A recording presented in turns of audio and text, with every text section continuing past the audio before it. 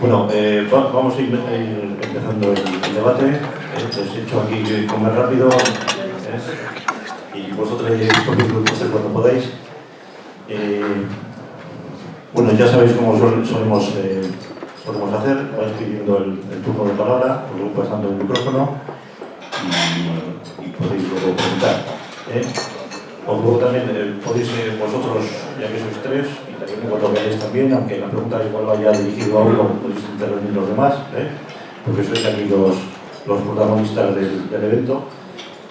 Y bueno, como he visto que ya han pedido aquí la palabra, pues le voy a ceder primero a Josu. Y luego...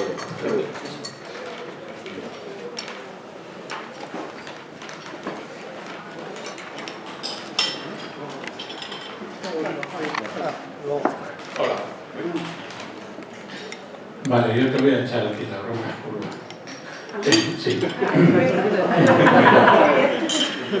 Bueno, es una broma con cariño. Mi nombre es Josu, he llevado más de 34 años en educación, he dado clase muchos años, en etapas superiores, bachillerato y secundaria. Y, me ha sentado muy mal, y te digo de corazón, decir que no ha cambiado nada desde entonces, y sí ha cambiado mucho. Yo creo que la responsabilidad del profesorado, sobre todo el profesorado y a nivel personal individual, por el cambio, la mejora y el trabajo de un aula distinta, de lo que yo conocí cuando yo estaba en clase y de lo que yo conocí cuando empecé a trabajar en el 92, a lo que yo conocí cuando me jubilé en el 2024, ha cambiado muchísimo, pero mucho no, muchísimo. Cada ley, y yo no sé si te las has leído, pero yo sí, porque me tocaba leérmelas y conocerlas bien, quitando una, la de ver, todas las demás cambiaron mucho el tema educativo.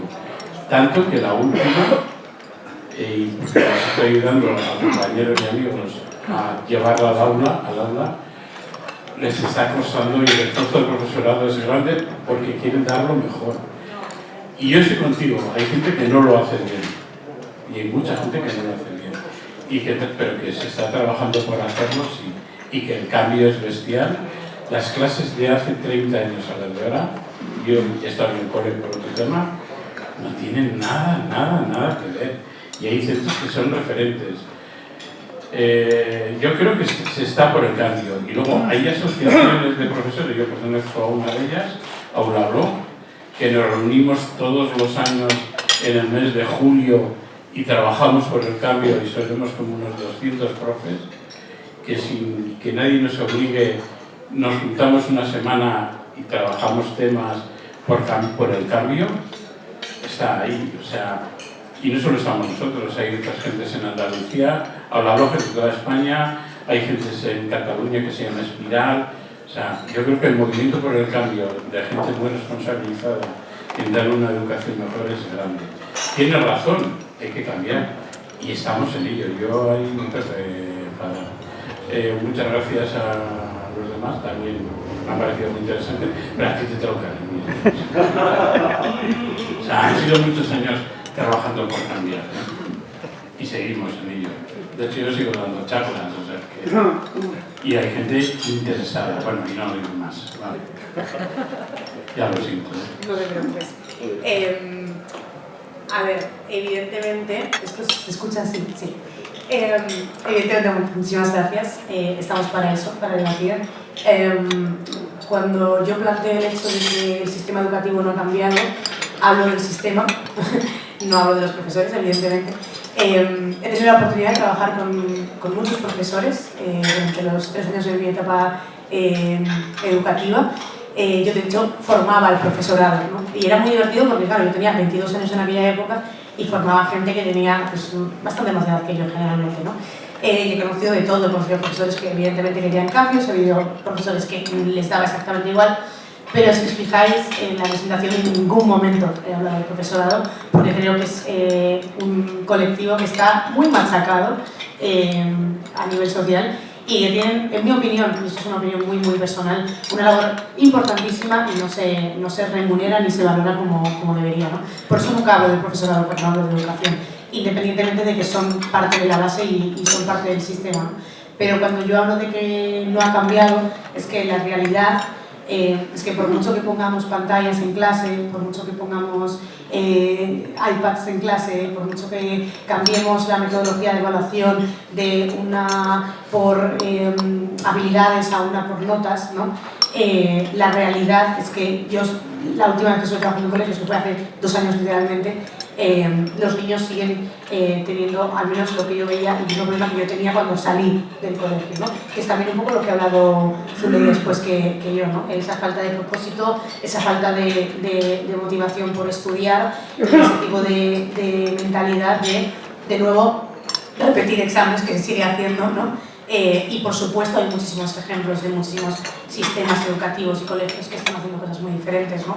Ejemplos, Montessori es uno de ellos y otros miles, pero la realidad es que la mayoría que hacen cambios realmente sistémicos son colegios privados. Y donde están los colegios públicos, ¿no? Que el 70% del alumnado está en colegios públicos y no privados, ¿no? Entonces, por rectificar y porque no quiero que se entienda mal, mi punto de vista no va en contra del profesorado en absoluto, sino que para mí va mucho más allá. Creo que es algo sistémico, lo comentábamos contigo antes. La realidad es que yo creo que la educación debería de estar fuera de la política. Creo que son los profesores y los estudiantes los que deberían de definir realmente cómo tiene que ser la educación y no los partidos políticos. Esa es lo que te puedo contestar a lo que me contas. Sí, muchas gracias a los tres, me ha parecido muy interesante las aportaciones que habéis hecho porque son un tanto rupturistas y creo que los cambios siempre empiezan por cosas pequeñas, ¿no? No por grandes movimientos. Pero también mi pregunta va para Purva. Van dos. No, me ha parecido muy interesante el análisis que has hecho pero muchas cosas estoy de acuerdo, ¿no? Sin ser especialista en temas de educación, pero mi pregunta va, vale, de acuerdo, ese es el análisis. ¿Y tienes alguna propuesta de cómo se debería hacer este asunto o cómo crees tú que haya que cambiar la educación para que esto sea efectivo? A ver, yo desde la humilde opinión que tengo de persona de 16 años que no, evidentemente no quiero decir que conozco todo el sistema porque sería una falacia. Yo sí que tengo una idea de lo que creo que podría ser lo mejor, no porque puede que aquí funcione, yo creo que sí, sino porque en otros sitios ha funcionado, ¿no? Y para mí, como decía, es la forma más radical sería quitar a la educación del sistema político. O sea, creo que es una de las principales reformas que creo yo que funcionaría. ¿Por qué? Porque hay sitios como en Finlandia que ya funciona, ¿no? O sea, no se juega con la educación a nivel político. Yo creo que eso es uno de los grandes errores que tiene este país, que es, por lo que comentábamos el tema de las leyes, que está muy bien, porque al final hay que hacer reformas y evidentemente hay cosas que hay que cambiar, pero para mí no tiene que depender de quién esté en el cargo el hecho de encargarnos de la educación, ¿no? Entonces, esa es la propuesta. ¿Cómo se hace? La realidad no tengo ni idea, o sea, creo que habría que estudiarlo muy detenidamente porque, eso lo comentaba con el compañero, ¿no?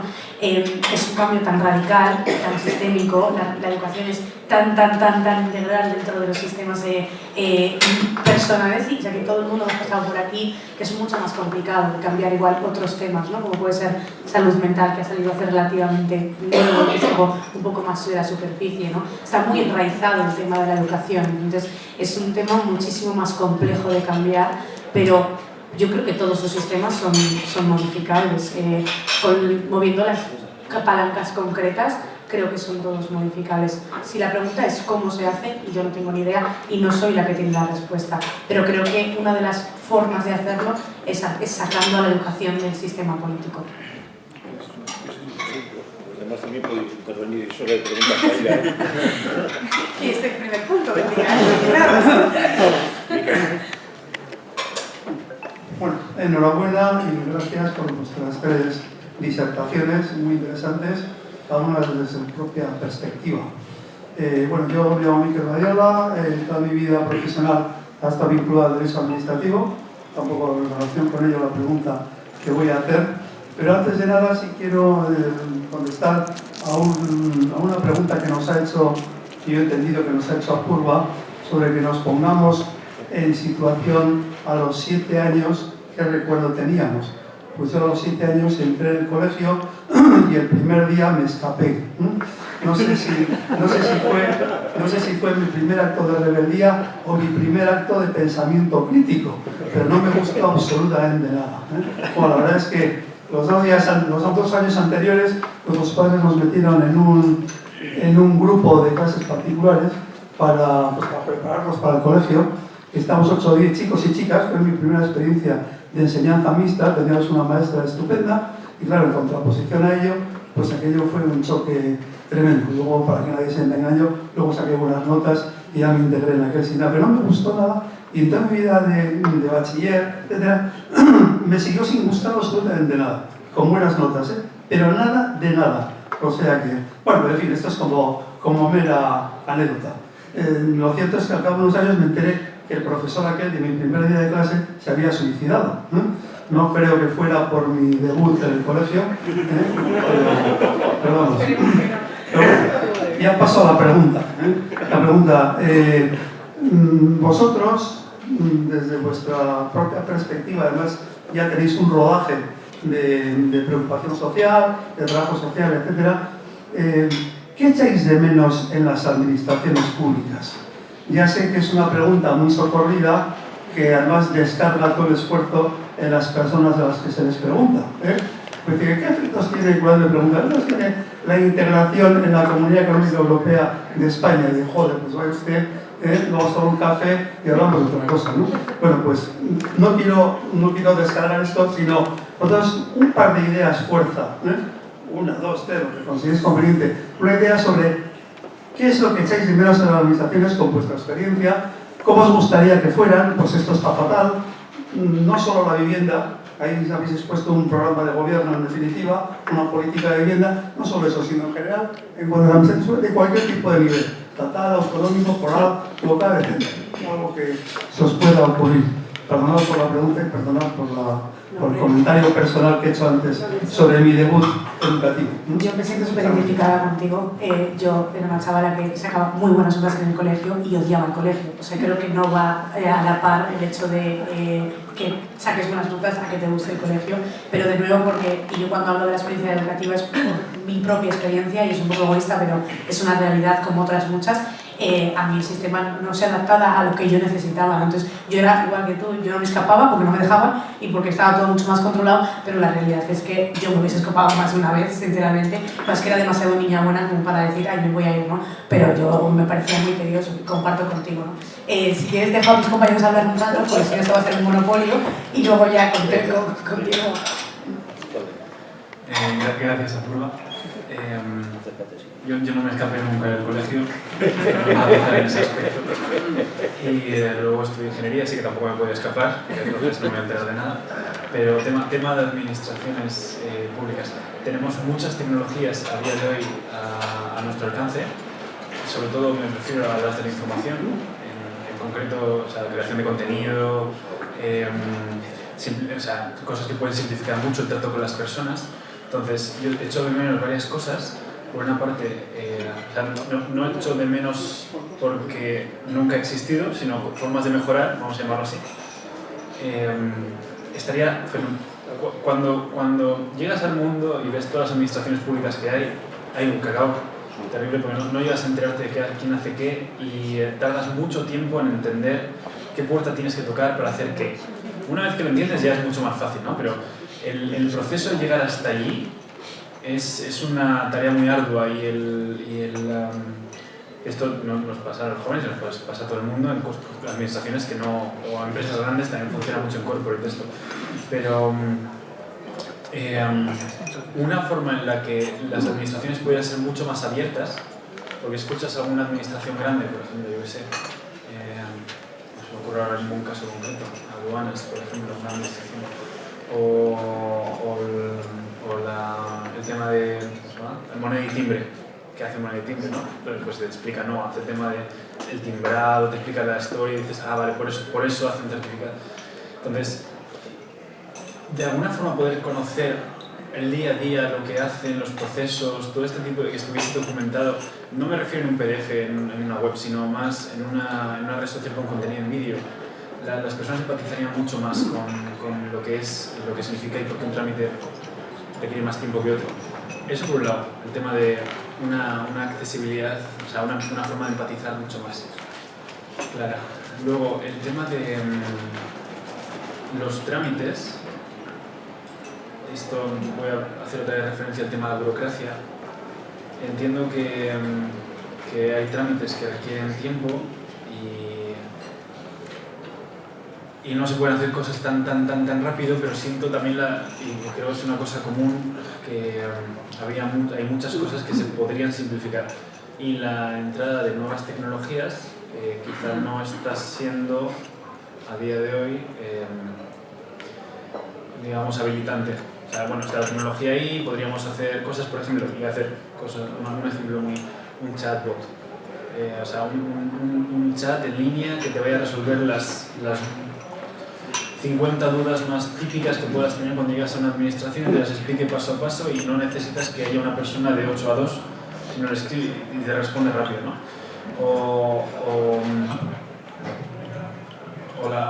El tema de... Está, por ejemplo, el tema de Susenia, aquí en Gran Vía 85, que es una forma de acceder a presentar un trámite con gobierno vasco. El tema de la ISEMBE, que es una tarjeta que todo el rato están, a mí me está dando bastantes problemas con el tema de la clave, con todo, ¿no? Entonces, se usan las tecnologías, pero creo que habría muchos trámites que se podrían simplificar en ese aspecto. Entonces, por resumir esta breve disertación, sería maravilloso poner caras a las personas y crear contenido de cómo funcionan por dentro para ser un poco más empáticos con ellas. Tenemos la suerte en Vizcaya, eso sí es cierto, de que al ser administraciones que por el tema del foro y todo, pues el foro, ¿no? que tratas con Hacienda y tratas con Hacienda de aquí, gracias, porque en otras partes de España es una puerta cerrada que no sabes ni con quién estás tratando, ¿no? Y luego, por otro lado, usar las tecnologías para poder hacer que los trámites sean mucho más rápidos y luego que no requieran de tanta burocracia.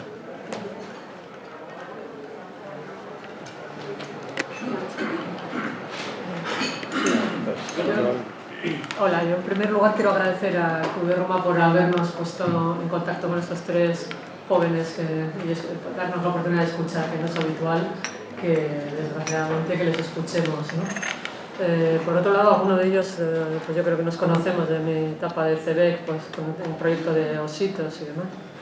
Y enhorabuena. Que tenía como dos preguntas rápidas. Primero, con el tema de la vivienda que has dicho, Ander, que yo creo que estamos aquí todos de acuerdo en que es el gran problema, pero quiero hacer algún tipo de contextualización, porque cuando has hecho la pregunta, ¿quiénes aquí compraron o salieron antes de los años, se fueron de casa en los años 80, que ponías como la década prodigiosa?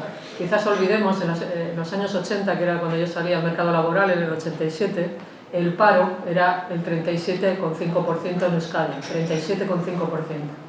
Esto a veces que se nos olvida porque tendemos a simplificar y a seguir, pues hace que, en mi opinión, o sea, la vivienda tenéis un problema, pero y quiero hacer hincapié en estas cosas porque hay una frase que me preocupa especialmente y es que está calando para mí en la juventud, que es que vuestra generación vive peor que la anterior, que es la primera generación que vive peor que sus padres.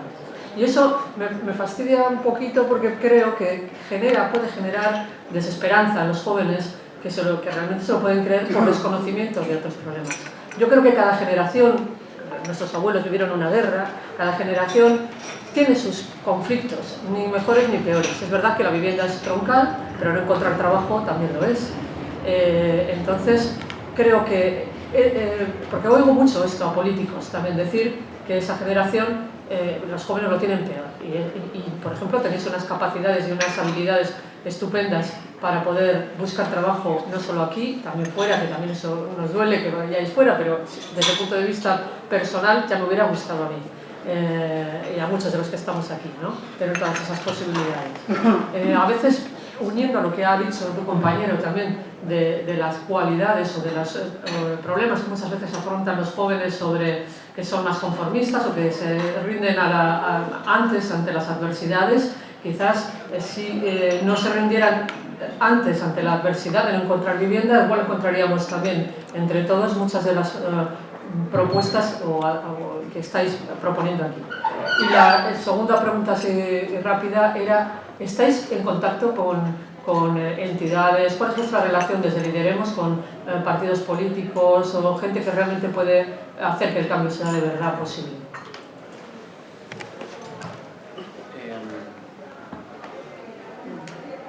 La primera pregunta, ¿cuál era la pregunta? Era una contextualización del tema de la vivienda y también si está con el tema que decía tu compañero, si la conformidad que hay de los jóvenes o de que se rinden a la primera de cambio, que obviamente no sois vosotros, pero me refería si eso influye en que peleen un poquito más por este tema.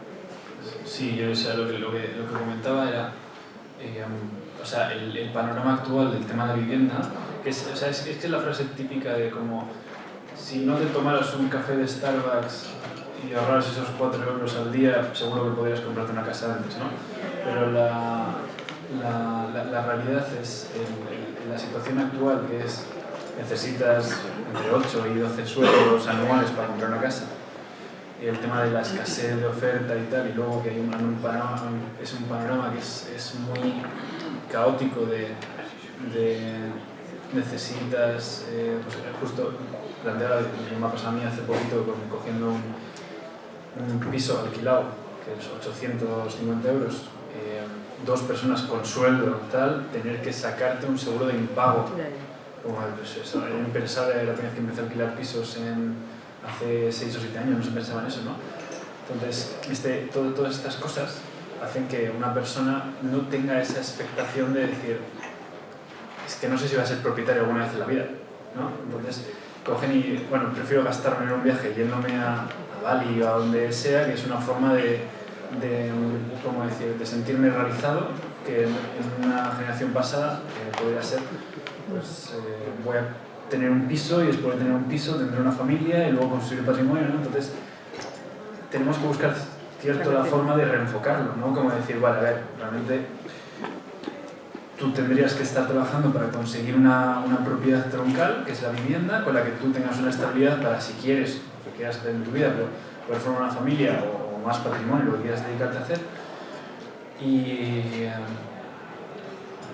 el estado actual de los 10 años de sueldo pues no ayuda.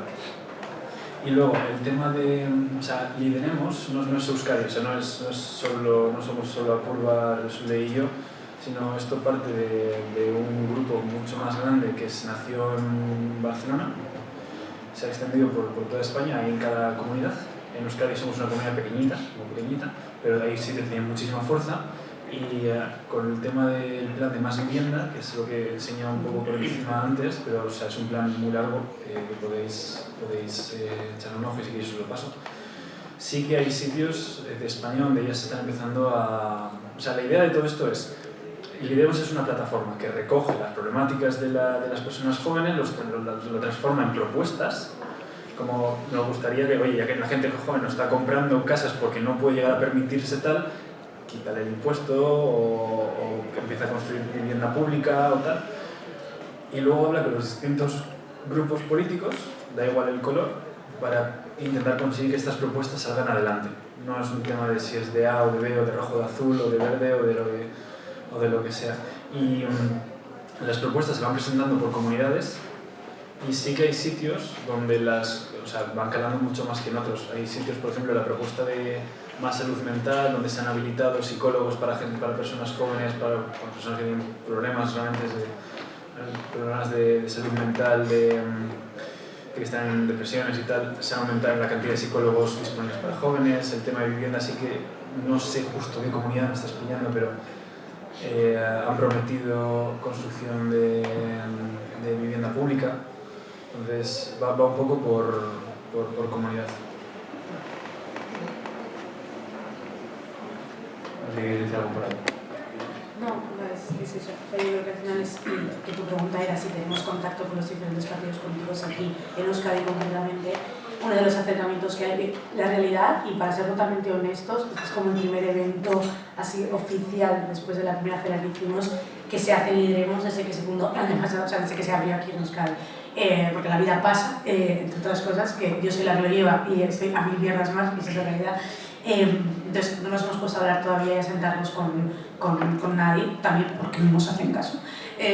Pero la realidad es que sí tenemos ese contacto, pero si no es por nuestra parte, es por Lideremos Nacional, que nos ayuda a, oye, bueno, pues ya digo, vino la Victoria Ndakari y estuvo con nosotros en la presentación de Lideremos en Euskadi, ya nos conoce, sabe quiénes somos, tratamos de hablar con ella, oye, te podemos contar lo que tenemos. Entonces sí que hay formas y diálogos abiertos y hay formas y vías de hacerlo y está funcionando, ¿no? Entonces lo que a mí me gustaría es también que aquí funcionara, ¿no? Al igual en Andalucía, por ejemplo, se implanta desde, para ser más concretos, en el Ayuntamiento de Conil de la Frontera, un espacio y un presupuesto habilitado para personas que no tienen recursos para pagarse un psicólogo que puedan acceder desde lo público. Pues igual creo que Euskadi, que yo siento que es pionera en muchísimos de los cambios a nivel sistémico, pues creo que también tendría que haberlo, ¿no? Pero bueno, primero es que nos escuchen y que nos ofrezcan su espacio para poder hablar con ellos.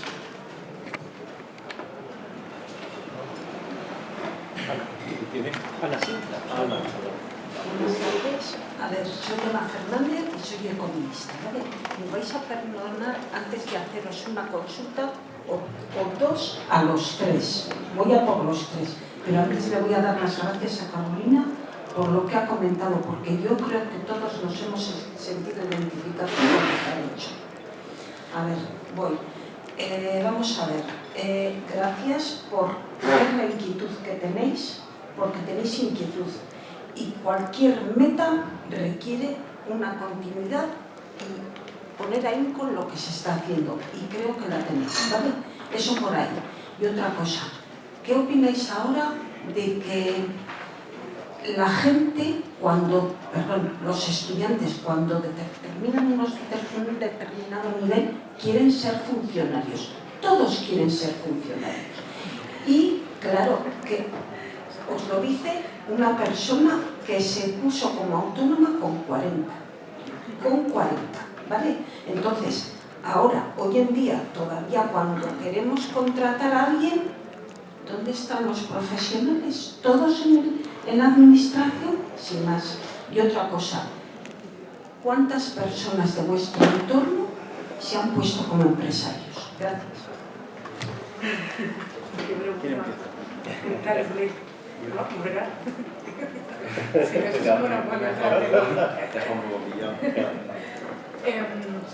Sí, la respuesta sí, es que yo creo que se me escucha bien, ¿no? No sé si es porque la cámara necesita el micro, pero será por eso. Bueno, que toda la gente joven quiera ser funcionaria es divertido, o sea, lo encuentro divertido, pero divertido desde la sátira, no desde la diversión. Yo personalmente soy emprendedora, jamás me he planteado ser funcionaria, no es un estilo de vida que persiga, si acaso en algún momento que no me quede otra, pero no es mi primera opción. La mayoría de mis amigos, así rápido pronto, soy la única que ha montado su propia empresa. De mi cuadrilla, por ejemplo, evidentemente Ander es amigo mío desde hace 8 años y le conozco un poco también por el mundo del emprendimiento. Al igual que te diría que hay mucha gente joven que quiere ser funcionaria, la verdad yo no los conozco, pero sé que los hay, al igual que sé que hay mucha gente que está en el mundo del emprendimiento, ¿no? Hace nada hacíamos un evento en Madrid de 5.000 personas, de empresarios y de lo que llamamos ahora de startups, y todos éramos jóvenes, ¿no? Jóvenes que se dan entre los 18 y los 30, que para mí los 30 también son gente joven, ¿no?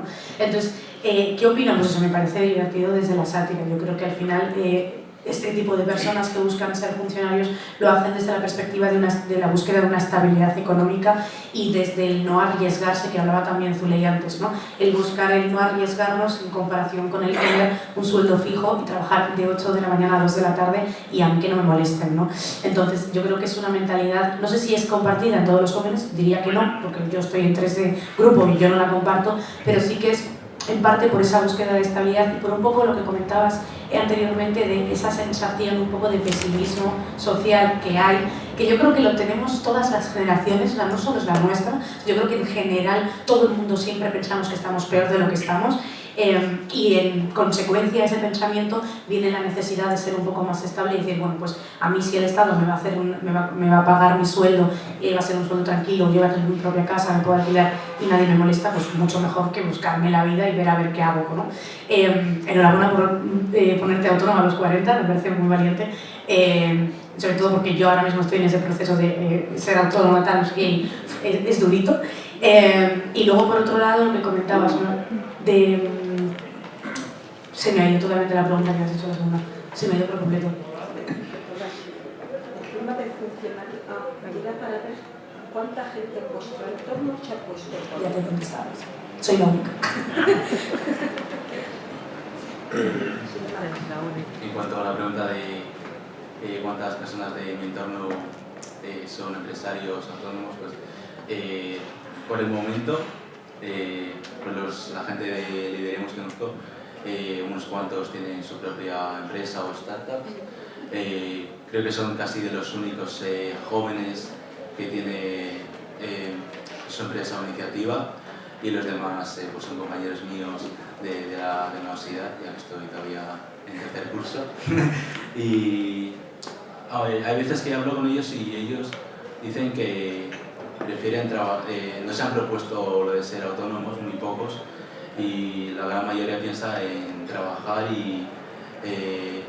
porque ven más seguro en cuanto a estabilidad económica, de conseguir un mejor sueldo, en cuanto a comparación con ser autónomo, montar tu propia empresa, cualquier cosa que te puedas encontrar por delante. Y en cuanto a ser funcionario, la verdad es que nunca me lo he pensado trabajar como funcionario. En mi vida siempre he estado pensando en trabajar por mi cuenta, en montar mi propio negocio y llevar mis ideas por delante. Y yo creo que, como comentaba antes, no sé si es cierto o no lo de que muchos jóvenes quieren ser funcionarios o no, pero si es verdad, y si fuese verdad, yo pienso que es porque ha visto que gente está muy bien siendo funcionarios, y lo que ellos creen que es, si ellos lo han hecho bien y están muy bien, entonces si sigo sus pasos seguramente estaré muy bien en el futuro también.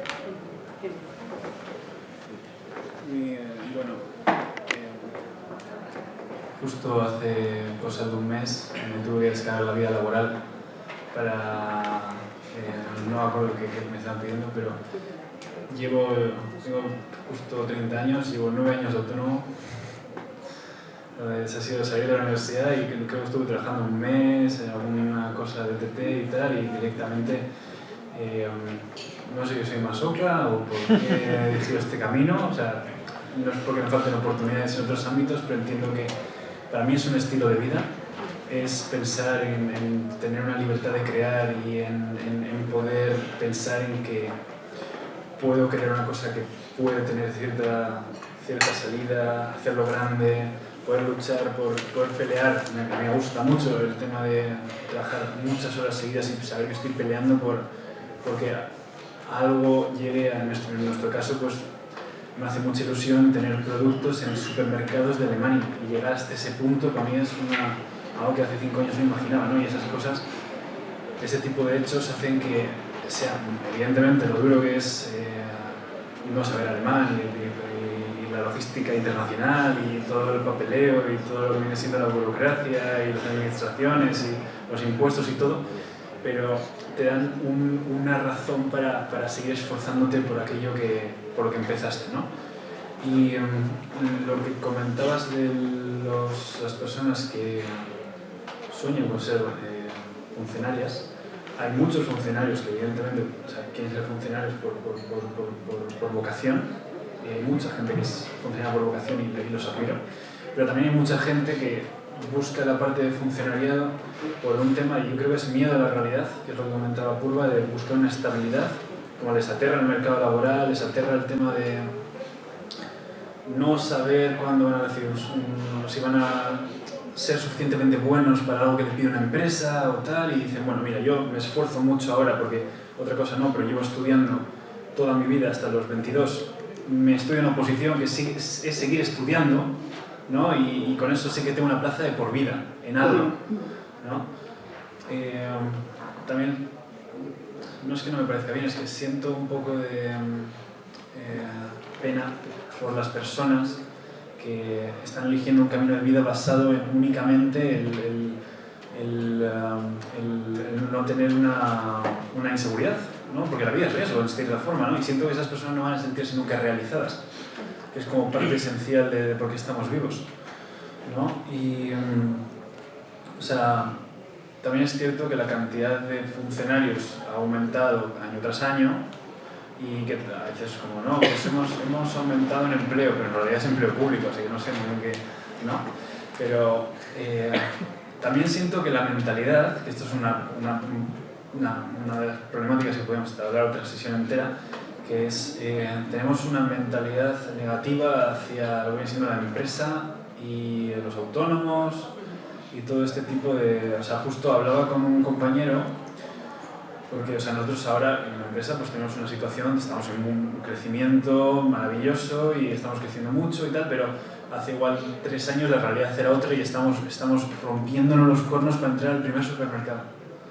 Y nos estamos matando y realmente no estamos consiguiendo, o sea, si me iría por horas igual estaba cobrando 2 euros la hora. O sea, no tenía ningún sentido si lo miramos desde un punto de vista objetivo, pero estamos luchando por un futuro, ¿no? Y hablaba con una persona de mi entorno y me decía, no, pero o sea, si tú eres autónomo, será porque estás cobrando más que el resto de lo que trabajarías por cuenta ajena, ¿no? O sea, pues entonces habrá que ponerte más impuestos todavía. Como, pero a ver, dice, no, si eres autónomo será porque estás cobrando mucho, si no, no serías autónomo. Y me costaba explicarle que no es solo el hecho de decir estoy trabajando por un futuro, sino que además pienso que el motor de la economía es la creación de valor y eso en la mayor gran parte de todo son empresas y autónomos. Y si no tenemos una conciencia adecuada hacia las empresas y los autónomos, que son los que crean la gran mayor parte del valor, si nos acabamos o les hundimos o no incentivamos que se creen nuevos autónomos y nuevas empresas, aquellas que están creando valor se van a ir poquito a poco muriendo y de repente tenemos un país que todo el mundo está empleado, pero por sistemas públicos que en cierta forma generan déficit y no valor. Entonces, sí que me gustaría poder abordar el tema de la mentalidad y poder darle, ¿no? Como, no solo el tema de sí, bueno, en Estados Unidos se tiene como ídolo a Jeff Bezos y a Elon Musk y a Mark Zuckerberg y tal, y aquí al fundador de Zara y a Juan Roig y a todos estos no les queremos ni ver, ¿no? No solo por esa parte, que pues, tendría que ser gente que les tendríamos que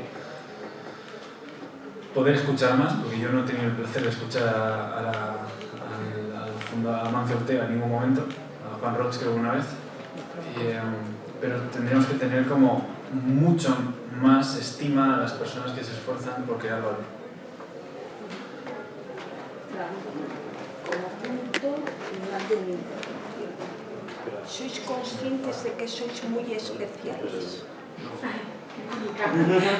Espera, y de que tenéis un futuro muy brillante por delante y que no desistáis en la formación. Ay, gracias.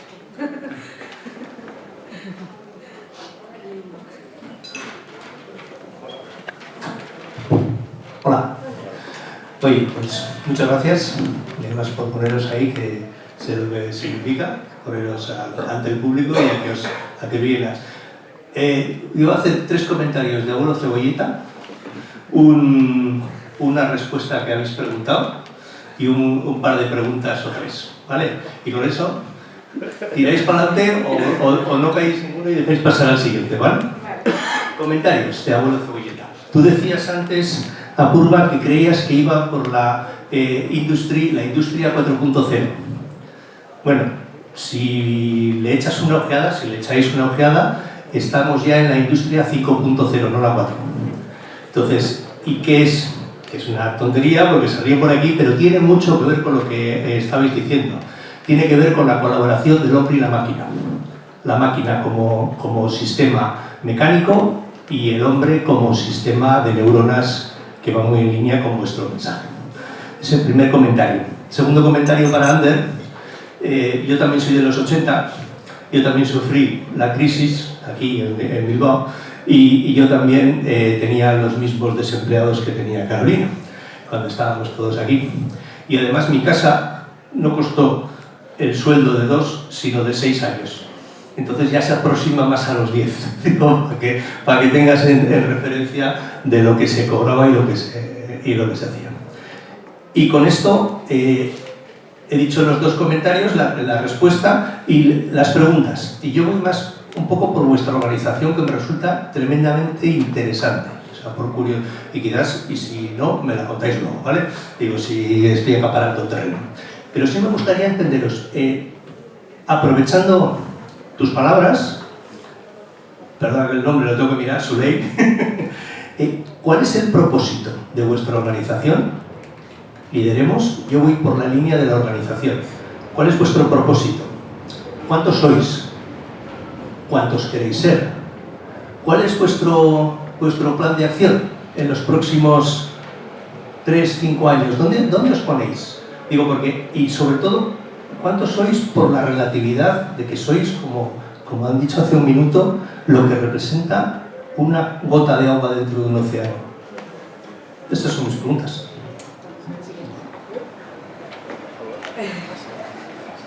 Por alusiones y por ser la representante de Lideremos en Euskadi, me toca responder a esta pregunta.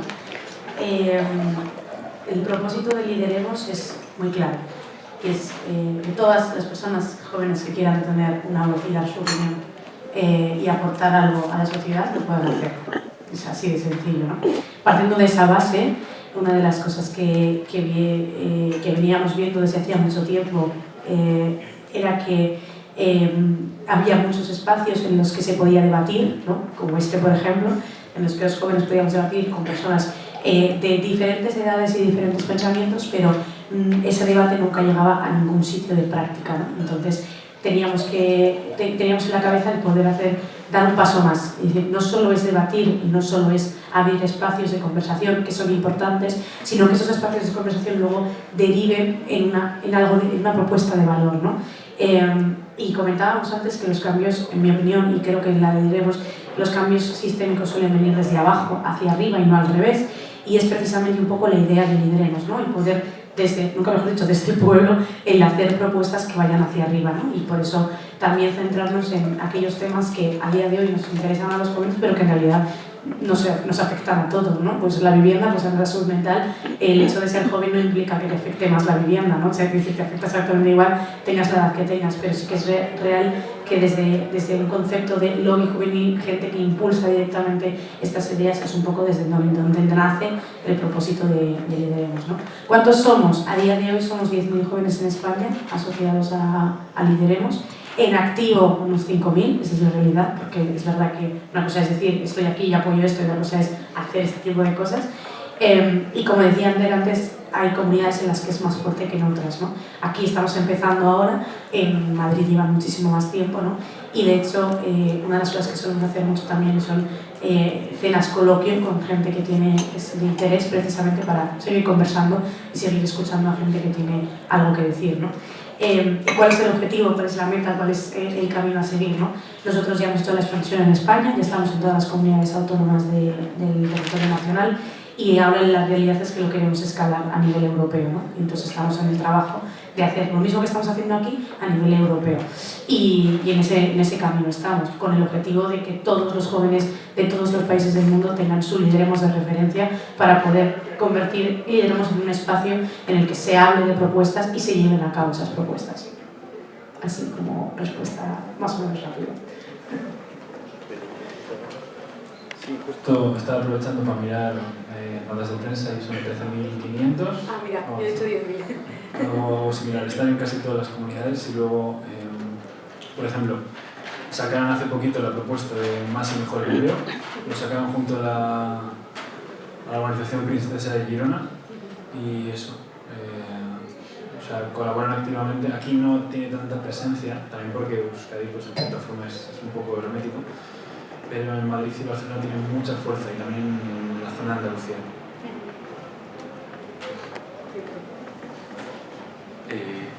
Yo, como te ha quedado bastante claro, creo que cuál es el propósito del Leeremos. Bueno, y ya estamos hablando del propósito, quisiera compartir el por qué estoy dentro del Leeremos y qué hago aquí. Como hemos comentado, hemos estado comentando aquí en la comida, hay mucha gente que tiene miedo de que los demás les superen. Empresas, directivos que tienen miedo, prefieren a personas que obedezcan, como decía mi compañera, que obedezcan lo que diga y que lo repita, que sea bueno eso y que lo repita y que me obedezcan. Y yo pienso que no debería de ser así. Yo tengo miedo de que alguien sea mejor que yo, incluso deseo que haya mejores personas y lo hay, porque quiero aprender de ellos. Sé que en Lideremos hay mucha gente muy buena en cada campo y quiero aprender de ellos, quiero hablar con ellos, dialogar y por eso me he metido dentro de esta plataforma, porque sé que aquí voy a encontrar gente con las que puedo aprender y dialogar.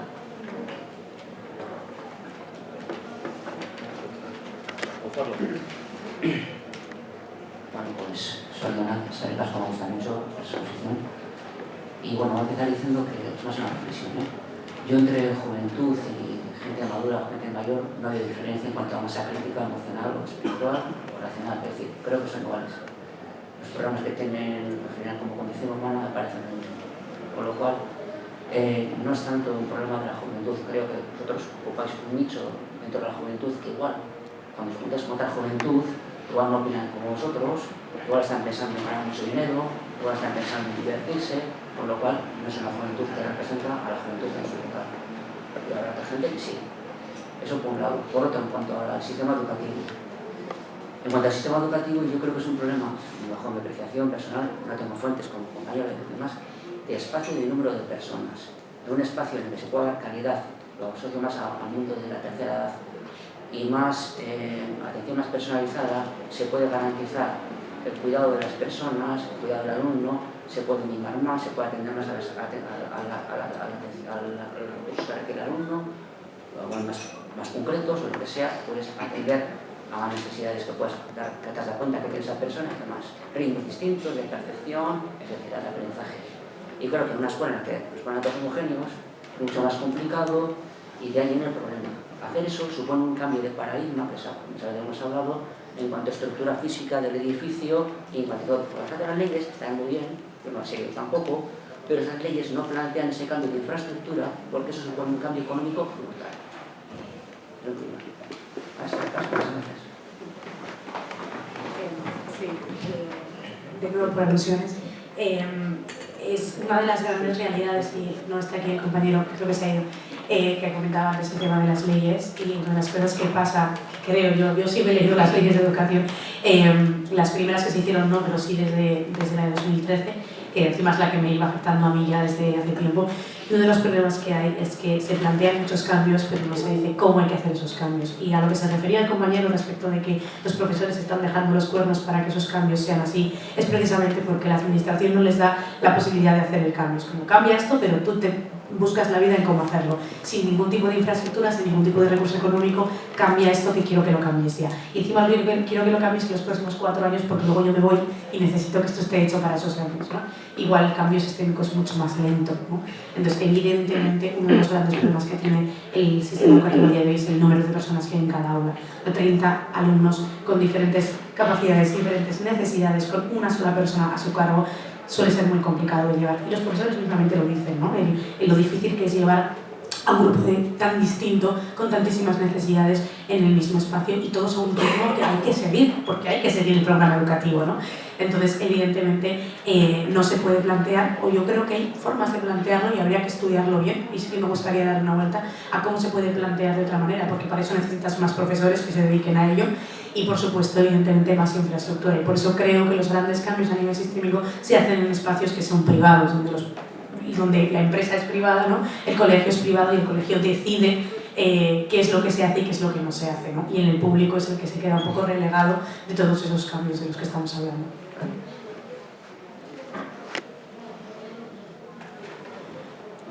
Ana Saldeón.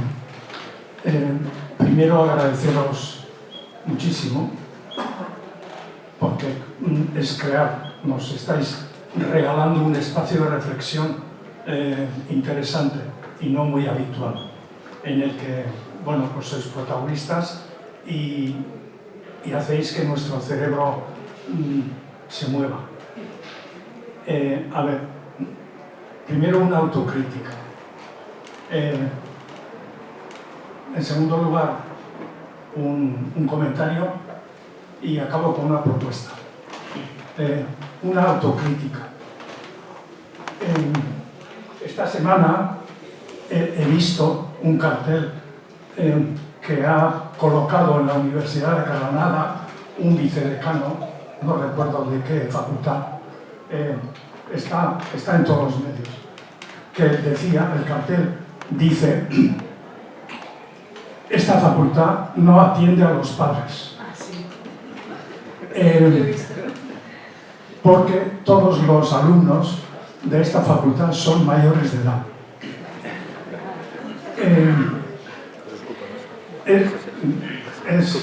Creo que es una crítica, una autocrítica excelente. Los padres helicóptero somos muchos, demasiados, y muchos volamos sin saber que estamos volando. Bueno, una autocrítica. Unido a esto, el 75% de los inscritos en la Facultad de Economía de Zaragoza querían ser funcionarios el año 2020. Es un dato. Es verdad, pero los padres helicóptero también tenemos algo que ver. Yo cuando tomo un café con leche por las mañanas, cuando desayuno, trato de escuchar conversaciones de mi entorno. Y lo que los padres comentamos y deseamos que nuestros hijos sean o hagan. Y creo que tiene mucho que ver con el resultado de la encuesta de Zaragoza. Un comentario. He tenido la suerte de tener que marcharme de mi casa con 15 años. Y he tenido la enorme suerte, bueno, pues de ir a Alemania a aprender alemán y lo único que aprendí fue en una primera etapa a fabricar mantequilla. Pero bueno, aprendí a hacer mantequilla.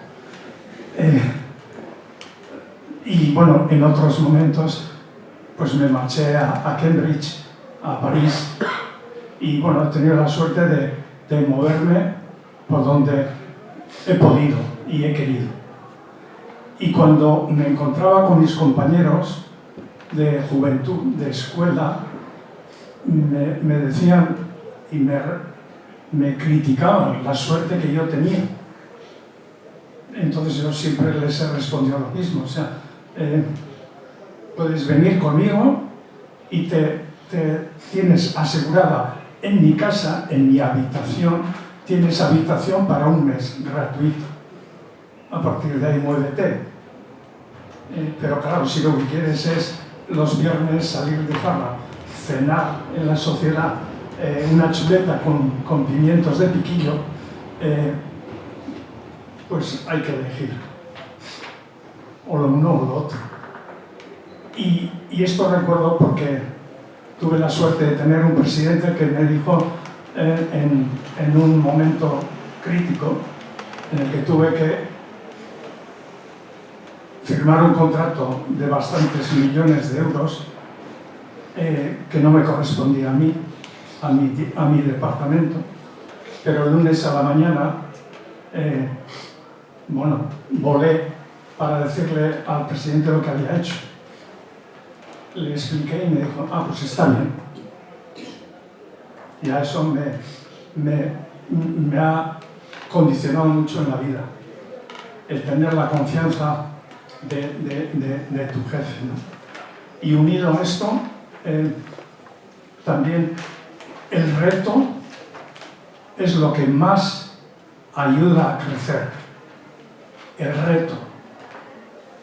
El reto para mí, el reto para el equipo, para los compañeros, y quien no trabaje asumiendo, mirando retos, creo que, bueno, estoy de acuerdo. Creo que es una pena. Podía jugar en primera división y está jugando en juveniles. El reto es lo que creo que más ayuda a las personas a descubrir aquello que, bueno, de otro modo no hubiéramos sido capaces. Y una petición. Espero que Lideremos nunca se convierta en un partido político ni nada que se le parezca. Y lo digo por una razón, porque lo leí en el libro de la crisis de la democracia liberal de Martin Wolf, donde dice clarísimamente que necesitamos activar al ciudadano, porque si no tenemos a la gente ciudadano, la economía liberal bueno, pues tiene una laguna y produce algunos desequilibrios. Y espero que Lideremos sea más sujeto que un partido político. Yo también lo espero. Muchas gracias por las palabras, son muy sabias.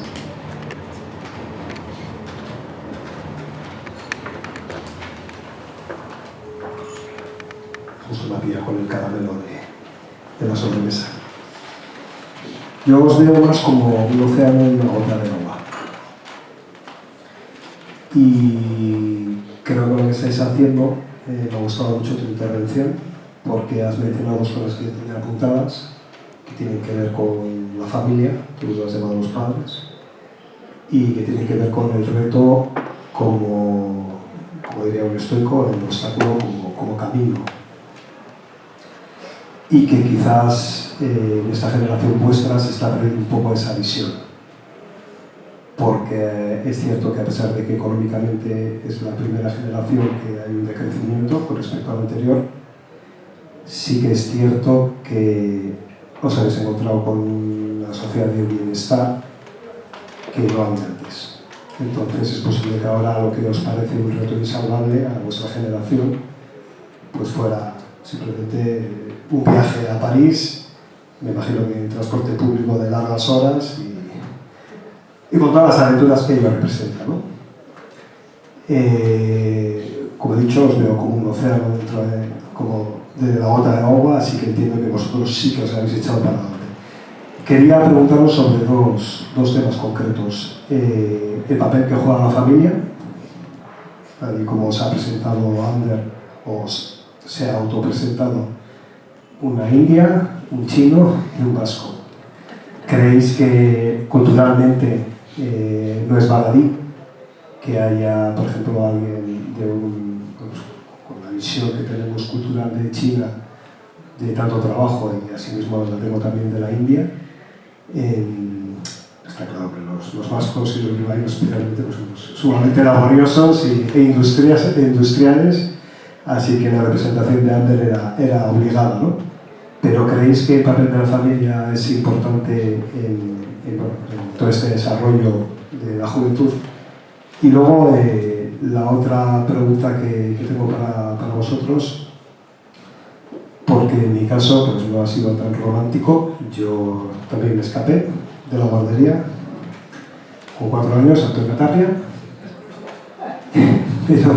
pero al contrario que tú y que tú, Apurva, pues quitando los primeros años de primaria en los que me consideraban las profesoras que me tenían cariño como un alumno excelente y dotado, pues a partir de la secundaria empecé un declive catastrófico a nivel académico, que pude más o menos remontar por cuestiones interesantes, pero yo no he tenido esa suerte, no esa suerte, no me la he ganado, vamos, no he sido un estudiante brillante. No Si bien reconozco que tengo unos talentos que quiero poner encima de la mesa de la sociedad, y me gustaría saber si contempláis pues, cómo rescatar a esas personas que quizás no hayan podido encajar en el sistema educativo de una forma más funcional, o si tenéis alguna visión al respecto, o somos completamente irrecuperables.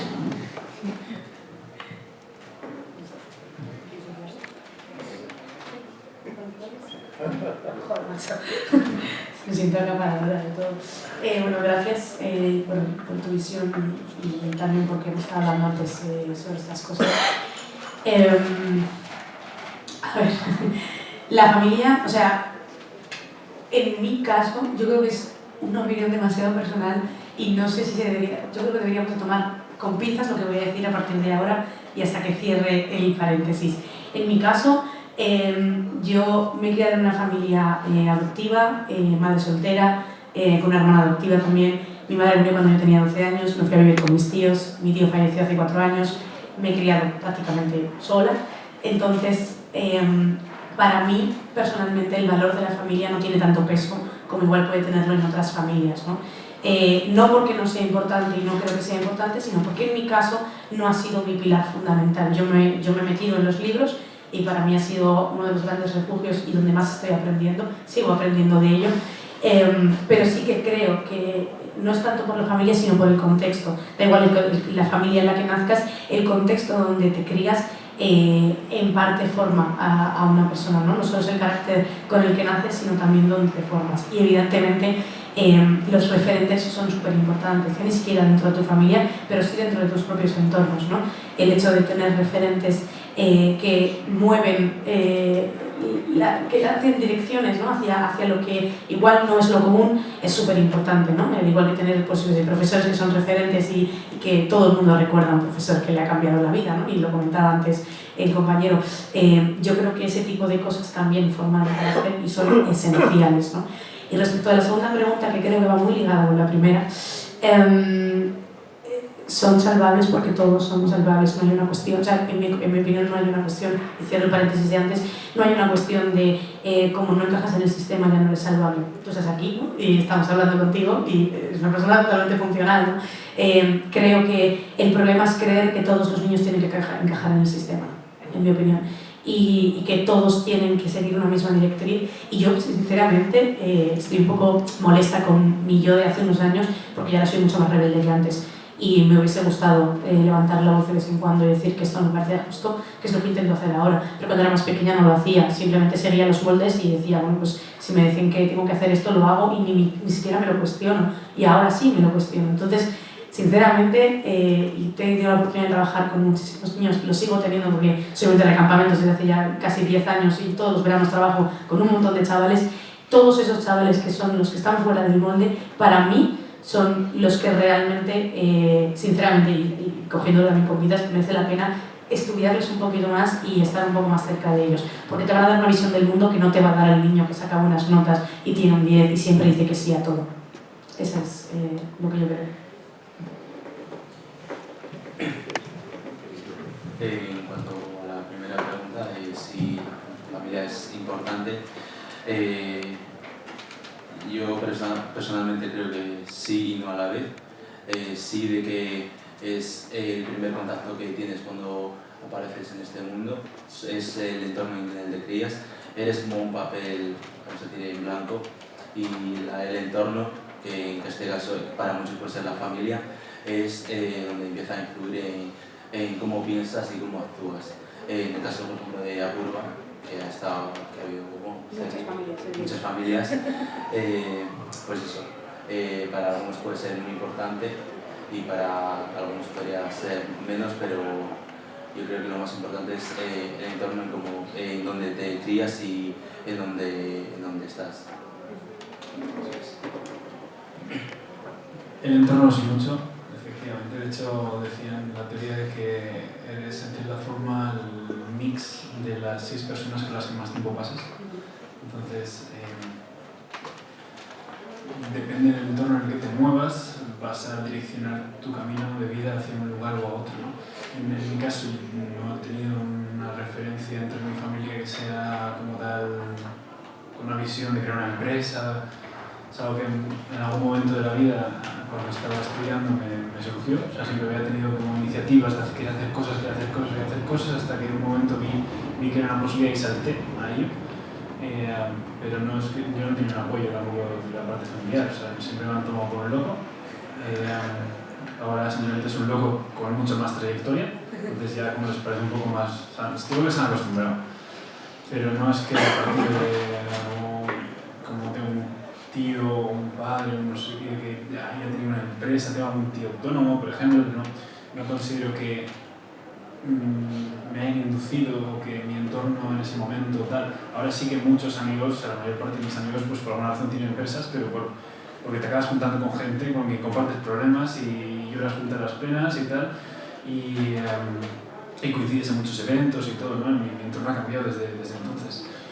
Y, o sea, quería terminar diciendo... No me acuerdo qué iba a decir. ¿Cuál era la segunda parte? Ah, el tema de la familia. El tema de la familia, la primera, y el tema de las familias que sí son salvables los niños que no encajan en el sistema. Sí, o sea, si estás aquí, evidentemente, pues has iniciado tu camino de vida hacia un lugar y que evidentemente habrás tenido éxito. Y bueno, luego se me ocurrirá que estaba pensando. Ah, vale. También pasa la juventud, ¿eh? Sí, en el momento. Lo cual no me alegra, solo constante.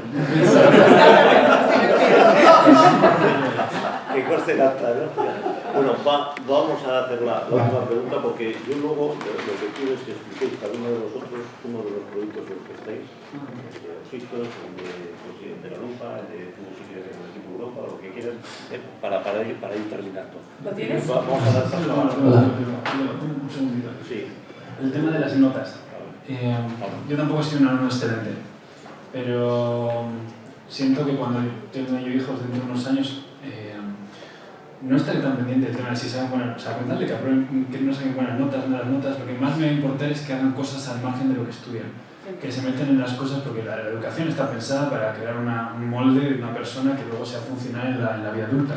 Pero si les gusta la pintura, me voy a esforzar en que sean como que vayan a cursos de pintura, vamos a ver convenciones de pintura. Si les gusta el fútbol, o les gusta la ingeniería, les gusta lo que sea, y voy a intentar potenciar a tope lo que mis hijos hagan y incentivarles a ellos a que monten iniciativas por su cuenta. Es lo que más realmente me importa, más allá de que saquen buenas notas o que no. O sea, lo que más me importa es, preferiría que tengan unas notas, digamos, mediocres, un 6, un 7 o un 5, pero que estén siguiendo una pasión que realmente les motiva, que realmente es lo que luego en un futuro será el fruto de lo que ellos creen. Y añadiendo eso, que creo que es una cosa que yo siempre he estado, yo estoy real, y esto puede ser muy controversial y podéis estar de acuerdo, ¿no? Yo estoy súper en contra de las notas como tal, del número, ¿no? El hecho, o sea, yo he conocido mis amigos, incluida yo, gente que sacaba muy buenas notas, medias de 10, que luego eran incapaces de hablar en público y que eran incapaces de tener una conversación madura y adulta de personas de, repito, 26 años, personas que tienen matrículas de honor en la universidad, que ya están en su segundo máster y que no son capaces de hacer esto que estamos haciendo aquí. No lo digo porque nosotros seamos los mejores, sino porque creo que hay muchas veces que se mide el valor de una persona por un número desde que nace hasta que sale de la universidad, y hay muchas otras cuestiones que lo hemos hablado antes, ¿no? Pensamiento crítico, la habilidad de hablar en público, la habilidad de entender las emociones, que en mi opinión son mucho más importantes para la vida que el hecho de tener una nota, porque repito, yo sacaba 10 en geología y no me acuerdo de todos los ríos de España, y es lo que me obligaron a estudiar, me explico, y no por ello soy mejor en absoluto, y tenía una media de 10, estupendo, pero no me ha valido para absolutamente nada más que para saber que el niño está en Galicia, o sea, quiero decir, entonces creo que el valorar a una persona más allá de una nota es algo que tenemos que empezar a tener en la cabeza, ¿no? Y que yo he tenido que contratar a gente, y esa gente me venía y me decía, sí, porque tengo una media de 10, digo, me da igual la media que tengas, ¿quién eres? ¿Eres una persona? ¿Qué objetivos tienes en la vida? ¿Qué propósito? ¿Qué te mueve? ¿No? Creo que es mucho más importante que la nota que saques, sinceramente. Gracias, compañero, me alegra escuchar. Añadiendo a esto notas, hasta ahora pues he sido de los dos, he tenido épocas en que sacaba 9 y 10, y he tenido épocas también en que sacaba 2 y 3 también. Eso es, sí. Y como decía mi compañero Ander, si un futuro tuviese a un hijo, sí es importante que tenga conocimientos, no tenga por qué medirse por notas, pero sí que tuviese los suficientes conocimientos para poder reflexionar sobre lo que le están diciendo y ya poco a poco vaya construyendo su propio punto de vista y que no sea lo que los demás le digan, sino que poco a poco, con los conocimientos que va teniendo, tenga su propia opinión.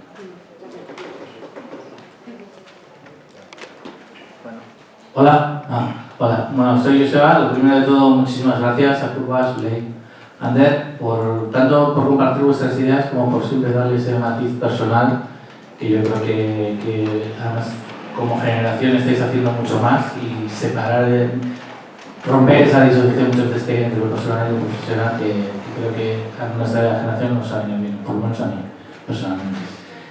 Voy a hacer una pequeña observación o defensa de lo público, ¿vale? Y luego os hago una pregunta. Entonces, la primera observación es defensa de lo público y voy a hablar de un caso personal. O sea, yo tengo 3 hijos y 2 están en etapa universitaria, bueno, uno tiene 22 para 23 y va a hacer un doctorado de biotecnología y aprobado por los recursos públicos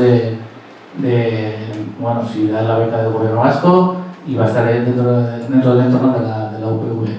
Y sinceramente, prefiero, y creo que él lo va a decidir, personalmente ser funcionario y, bueno, para investigar sobre temas de cáncer de hígado y así, y prefiero sinceramente que lo que logre o lo que ayude a lograr esté dentro del páramo de la UPV a que esté dentro de Pfizer o de cualquier otra.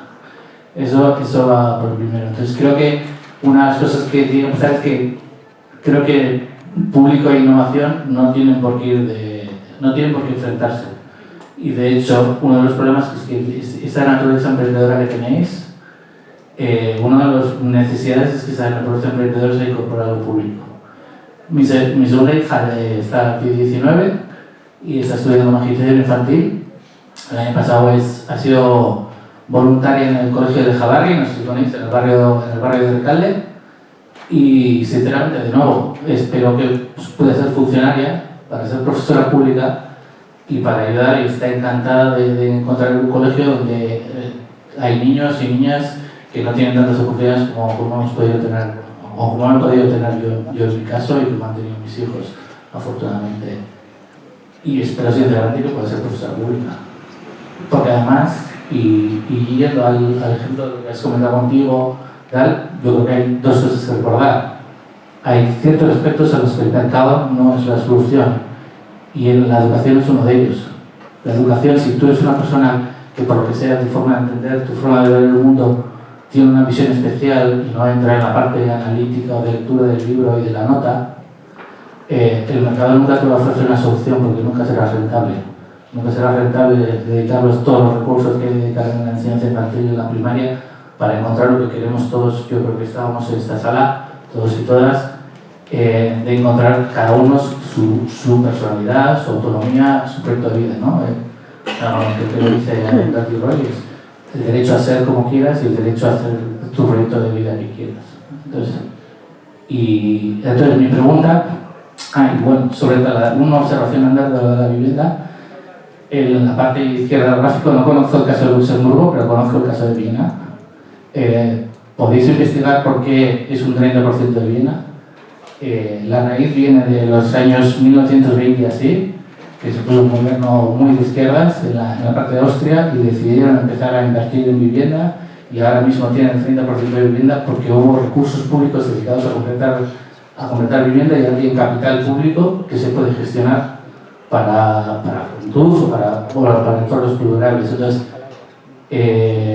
mi observación es que el mercado sirve para unas cosas y no sirve para otras, incluso lo hace muy mal en otras.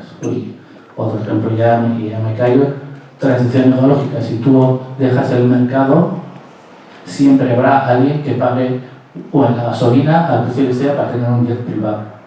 Y si hay recursos y escasez de gasolina, el mercado siempre habrá un jet privado.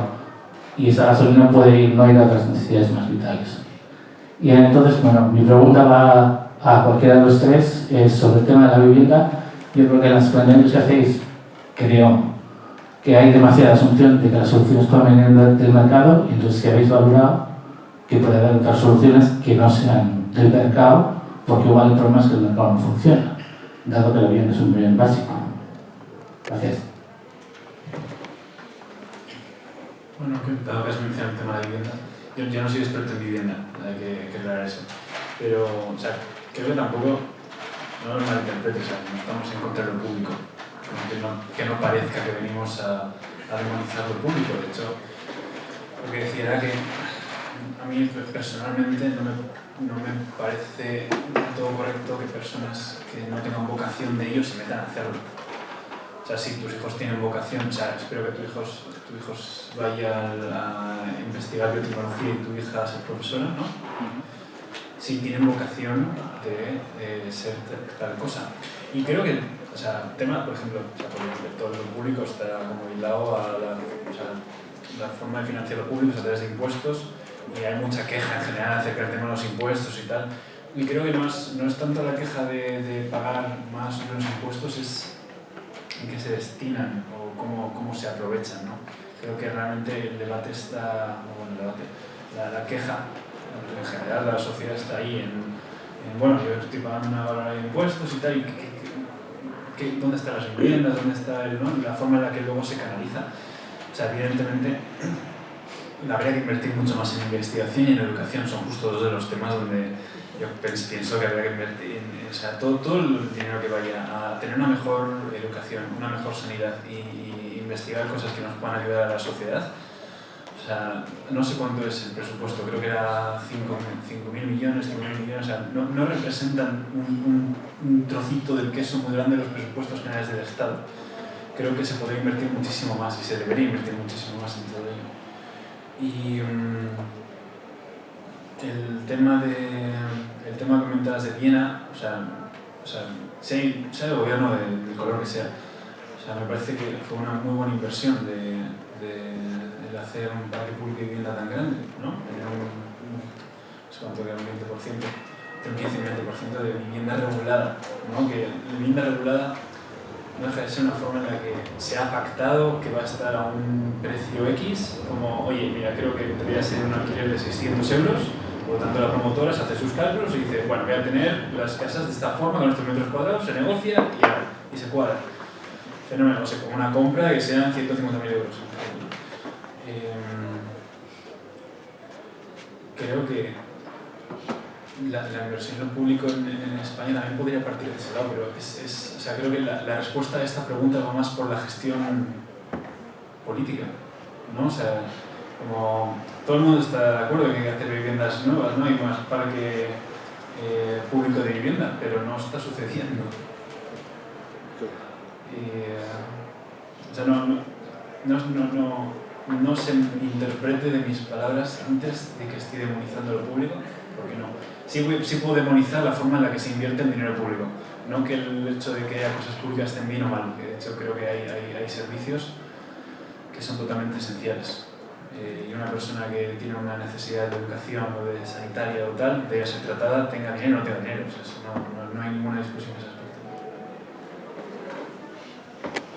Bueno, si os parece, ya por ir terminando, explicar un poquito, si queréis, cada uno de los proyectos que consideréis, digo, por aprovechar el evento y así exponerlos, si queréis, sucintamente. Vale, empiezas. Vale, pues sí, vamos muchísimas horas, no te preocupes, porque sí, tranquilamente. En mi caso, uno de los motivos por los que yo empecé a emprender, por los que ahora soy autónoma y todas estas cositas tan divertidas, es porque yo en la universidad entendí que cualquier emprendimiento que yo fuera a hacer, desde el momento en que decidí emprender hasta el día en que me muera, tendrá un propósito totalmente social. Y para mí, tener el poder, porque es un poder, la oportunidad y el privilegio de poder emprender, porque creo que es un privilegio, tiene que ir con una consecuencia de responsabilidad de devolver a la sociedad lo que se me ha dado, ¿no? Entonces, mi objetivo era poner la tecnología en el servicio de las personas y lo hice desarrollando la primera lupa de bolsillo inteligente para personas con baja visión. Nosotros lo que hacemos es desarrollar dispositivos sencillos que llevan incorporada la inteligencia artificial, algo que realmente es muy complejo, pero que se puede simplificar en un programa de CC totalmente tranquilo. Y básicamente lo que hacemos es que todas esas personas que no pueden acceder a la lectura, porque ya lo ven por diferentes retinopatías, lo puedan hacer de una manera muy sencilla, ¿no? Entonces el hecho de leer un libro como el que tengo aquí delante sin tener una mancha en medio y tener un dispositivo que lo pueda hacer de forma súper sencilla, pues eso es un poco el reto en el que estoy trabajando, ¿no? De hecho tengo la lupa por ahí, por si la queréis ver. Y es básicamente lo que hago, ¿no? O sea, trabajo con personas, además me gusta mucho el tema de la intergeneracionalidad porque casualmente me ha tocado siempre trabajar con personas mucho más mayores que yo y poder ver sus perspectivas, ¿no? De hecho, mi mayor cliente es personas de más de 65 años, ¿no? Entonces, el trabajar con ellos mano a mano también te da una perspectiva respecto de las necesidades de la silver economy, que le llaman, ¿no? De la tercera edad, precisamente porque es un colectivo ampliamente olvidado y al que ya no se hacen soluciones, porque, bueno, total, se van a morir, ¿qué más hago? No se le hacen dar soluciones. Pues yo me cargo precisamente y lo que quiero dedicar en los próximos años es a poder desarrollar soluciones para ese grupo de personas que cada vez van a vivir más tiempo y por lo tanto van a estar mucho más en nuestra sociedad.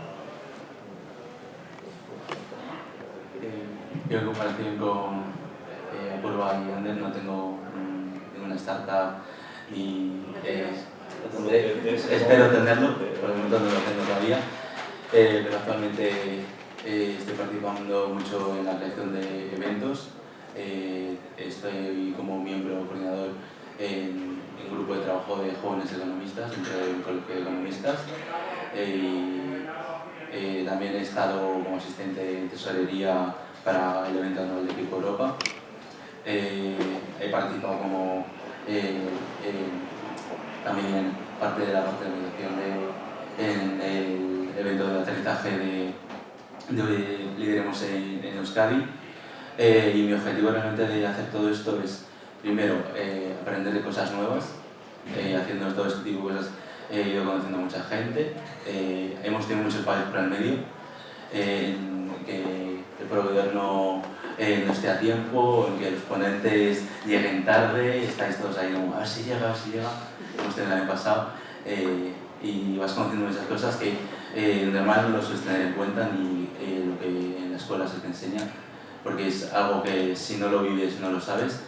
Y el otro objetivo es que el entorno de los jóvenes y que haya un espacio donde se pueda compartir diferentes ideas y diferentes puntos de vista y experiencias también. Me encanta escuchar a personas con mucha experiencia y aprender algo de ello y poco más. Eso es por el motivo por lo que estoy siempre metido en estas cosas y muchos compañeros me dicen ¿por qué te metes a todos estos líos si no ganas nada, ¿no? Detrás de ello? Por eso he contado hoy en ponencias sobre lo económico, porque me decían, oye, si no ganas nada de dinero, si no te pagan, ¿para qué haces eventos para los demás si no ganas nada por el medio? Y digo, pues gano experiencia, gano enseñanzas por el medio. Eso es mucho más valioso para mí que lo que puede ser un trozo de papel que valoramos como algo muy importante para muchos, que es el dinero.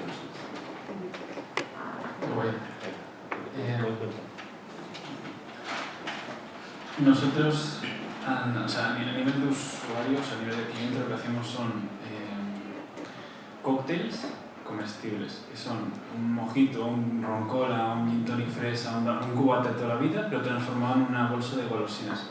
Es como el resumen. Eso las muestras. Os voy a... Siempre ya se explica. ¿Has traído? Sí, Para los que se han quedado. Sí, ha estado bien el vídeo. La idea de... Lo estoy poniendo complicado en cámara, ¿eh? Y la cuestión de todo esto es transformar una bebida que toda la vida había sido una cosa líquida, ¿no? en una cosa comestible, dulce, sólida. Tengo aquí un mojito. Son ositos, pero presentados en una cajita, como un mojito. no sé si pasando, también podéis abrir, ¿eh? Y le puedes probar también. Tienen un 15% de alcohol, al principio al gusto son dulces y luego poquito a poco cuando lo vais deshaciendo vais notando el sabor al alcohol. Y una cajita entera equivale como un cóctel de mojito. Eso a nivel de usuario. Una caja entera es como un mojito. Como unos 30 más o menos. Y o sea, no pretende sustituir a los cubatas. Nuestro público generalmente está entre los 30 y los 55, es el mayor público. Lo usan sobre todo como detalle original o divertido. O sea, no pretendemos que dejes de consumir alcohol en copa, sino más como, oye, tengo una quedada con 4 amigos, voy a llevar un mojito y lo ponemos en medio y vamos comiendo y tal. O me han invitado a una casa y me llevan la típica botella de vino, pues voy a llevar un daiquiri comestible y lo sacamos en el postre y seguro que les hace gracia en vez de la botella de vino, que seguro que la dejan en la estantería y luego se la llevan a otra casa como regalo, que sobre todo no, me ha pasado. Claro, es la misma botella que se la van pasando entre amigos. Pero mucho más envejecida, mucho mejor. Claro, luego te llega esa botella por parte de otro amigo que no habías visitado y que esta me suena. Pero sí, o sea, es como un detalle curioso, ¿no? Entonces, ahora, a nivel de mercado, a nivel de empresa y tal, lo que estamos haciendo es crear una nueva categoría dentro de una industria que es la industria del alcohol. La industria del alcohol es una de las 10 más grandes del mundo. Solo la facturación de la parte de espirituosos son ron, ginebra, vodka, tequila, los espirituosos, los de 40 grados, así. La facturación de este mercado son más de 500.000 millones al año. Facturación. O sea, eso es más que el último trimestre del PIB de España. O sea, es una barbaridad. Y pequeñas categorías, por ejemplo, los bombones de licor, facturaron el año pasado 550 millones, creo, en ventas, los bombones de licor. Una categoría ínfima, pequeñita dentro de los supermercados. Y, por ejemplo, helados con alcohol, que la gente no sabe que existen, facturaron 820, ¿no? Y ambas categorías tienen previsión de duplicar en facturación para 2033, ¿no? Entonces, esto responde a... Hay una tendencia que es que cada vez estamos consumiendo menos alcohol como sociedad, lo cual es positivo, ¿no? Estamos consumiendo menos, pero la facturación de la industria como tal, la industria cada vez factura más. Y eso es porque a nivel de sociedad estamos yendo a soluciones que tienen menos cantidad de alcohol, pero son mucho más premium. Hemos dejado quizá el alcohol más tal o el garrafón, que era antes una cosa más popular, y ahora estamos yendo a cócteles que igual son de 10 euros o de tal. Y también lo que dice el mercado es que no quieres tampoco emborracharte y tal, sino quieres como tomar un poquito de alcohol y tal. Y esto entra aquí, dentro de este panorama. Nosotros creemos que hay una industria de más de 1.000 billones que está escondida en poder hacer golosinas de alcohol. Y empezamos hace 5 años, a día de hoy estamos en 250 supermercados. Acabamos de abrir, hemos empezado también a vender en Portugal, en Filipinas y ahora en Netherlands, o sea, en Países Bajos. Y hace una semana y media hemos empezado con Edeka en Alemania. Estamos todavía en un estado muy incipiente, es decir, con Hiperdino, por ejemplo, en Canarias, sí que llevamos con ellos ya 2 años y medio, tiene rotación diaria el producto, nos van haciendo pedidos de palé y medio, 2 palés al mes en 150 supermercados que tienen allí donde estamos vendiendo. O sea, tenemos ya una trazabilidad de 2 años donde funciona y están súper contentos y tal, pero en sitios como en Ámsterdam, en Países Bajos donde estamos, o en Edeka, pues todavía estamos muy incipientes. Y realmente para nosotros, donde realmente vamos, porque esto es una marca que estamos haciendo crecer y va tal, donde realmente estamos viendo que tiene mucho potencial es en el momento en el que consigamos hacer una licenciación de otra marca, como por ejemplo hacer golosinas de Beefeater o de Absolut o de Baileys, o imaginaos vuestra marca favorita, que vais a ir un día al supermercado y os encontráis al lado de la marca una versión comestible, como imaginaos para Navidades, ¿no? Como hoy voy a visitar la familia y tal, pues igual me voy a llevar un Valentine's, pero de distintos sabores de Valentine's y tal, y pues evidentemente es un hit, ¿no? Y nosotros tenemos la tecnología para poder fabricar eso, y nosotros soñamos con que en un futuro, en 10 años, en cada estantería de espirituosos del mundo hay al menos un producto comestible con alcohol. Y queremos ser nosotros quien dé salida a todo eso. Y eso, ahora lo que justo comentaba Miguel antes, estamos en un proceso de una ronda de inversión, ya estamos a punto de cerrarla por fin, pero eso, es un producto que está funcionando bastante bien y sorprendentemente, porque claro, o sea, tú metes un producto en un supermercado, que es una cosa muy complicada de hacer, pero si tu producto no vende, al mes siguiente estás fuera y nunca más jamás vuelves a entrar, es imposible. Pues tenemos la suerte de que el producto se vende en el supermercado y nosotros no estamos invirtiendo ni en dar muestras, ni tener una azafata allí, ni dar flyers, ni... Está funcionando porque se coloca y se vende. Y es una cosa que estamos muy contentos. ¿Qué PVP tiene esta caja? En el supermercado se está vendiendo la cajita, creo que es 5,50, más o menos. Y depende, Canarias creo que es 4 por el HIC o algo así, 4,90 y algo. Y la bolsa, que ya tiene un poco más de cantidad y aquí vale como un cubata majo, ya son 6. Entonces entra dentro de un mercado de impulso una persona que va a un supermercado, que coge, tengo una queda de amigos y voy a poner una botella de Jack Daniels, ¿no?